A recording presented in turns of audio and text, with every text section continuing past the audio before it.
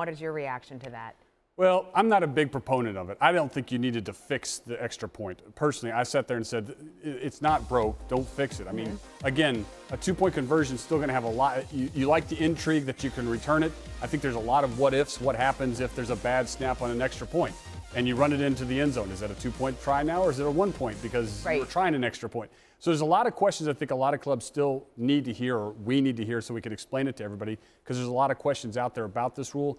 I just personally think couple things. One, it's going to change the way games end. If you go up by a touchdown at the end of the game, you're up by 1 point. You just take a knee and not go for the 2 point, because the last thing you want to do is turn the ball over and they run it back for 2 points. You just lost. Right. So there's a lot of things that coaches are really going to have to think through, and that's what I guess what they wanted. They wanted that intrigue to make sure that players, coaches, everybody wants to stay tuned throughout the whole game and just not just assume the extra point's going to be good. Because again, at the end of this year, I'll be very curious to track 2-point conversions versus extra point tries, and the percentage of extra points in teams in the South, like Atlanta, New Orleans versus Chicago or New York, and how many they miss on their extra points because of just the weather and the climate you play in.